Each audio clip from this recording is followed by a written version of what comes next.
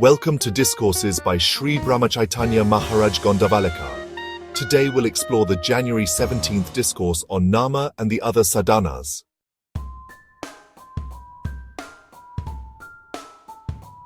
The natural order of the 9 forms of devotion described in Dasabodha begins with Shravana, or listening. A newborn baby begins to learn by listening first. They hear and then they learn to speak based on what they hear. If someone is unable to speak, it is often because they are unable to hear. A child speaks their native language because they hear it spoken by their parents and neighbors. Similarly, the first kind of devotion is listening to devotional hymns, books, and discourses. The second stage of devotion is Kirtana or speaking, which includes singing hymns. The third stage is Nama-smarana, the act of chanting Nama.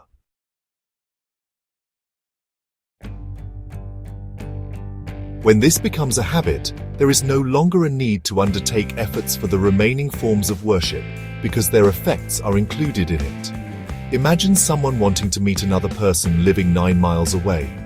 If they see this person after walking just 3 miles, they don't need to walk the remaining 6. Similarly, if we develop a genuine fondness for Nama-smarana, we don't need to follow the other forms of worship, for they are all covered by Nama-smarana, serving the same purpose. Remember, the remembrance of God includes everything. It is like life itself, whereas all other sadhanas, such as acts of charity, pilgrimages, or repeatedly reading religious and devotional books, are like the limbs. Limbs without life are futile. Consider Nama-smarana vital to you. Lead a normal worldly life happily, while remembering the Supreme Soul always, and uttering the Nama of Rama. A devotee should allow only as much encumbrance or conditioning, upadi, as necessary, so it doesn't encroach on the unbroken awareness of God. Nama-smarana should be done with convenience and pleasure. It should not be overdone, otherwise it ceases to be pleasurable. The objective should be to create love for Nama, chanting it with fondness, and not as a means to achieve something else. Only then will it bring love.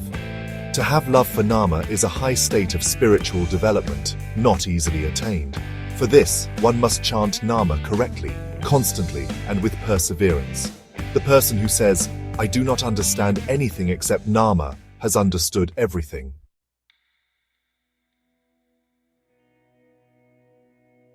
Personal reflection on the discourse.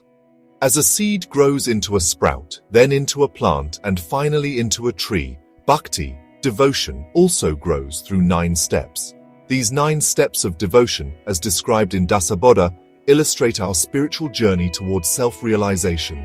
They are Shravana, listening to God's stories and deeds; Kirtana, chanting God's name and glories; Smarana, remembering God's name and presence; Padasavana, serving God's feet; Archana, worshipping God as per the scriptures; Vandana, prostrating before God; Dasya, being God's servant; Sakya, befriending God; Atmanivedana, offering oneself to God.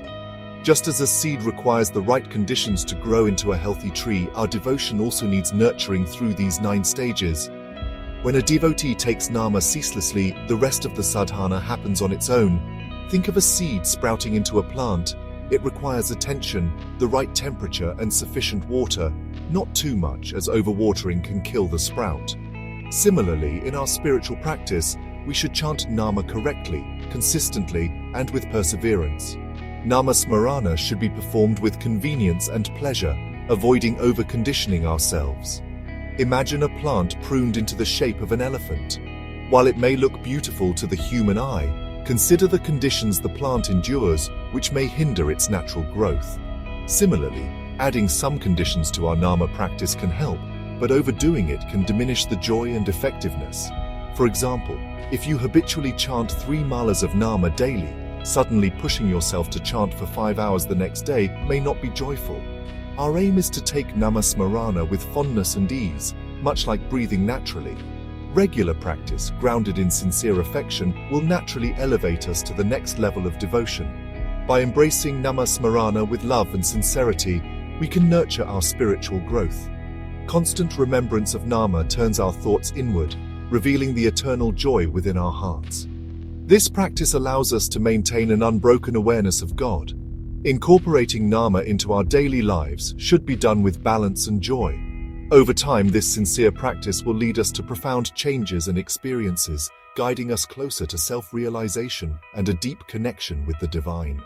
Let us chant Nama with love and fondness, allowing it to enrich our spiritual journey and bring us lasting peace and joy.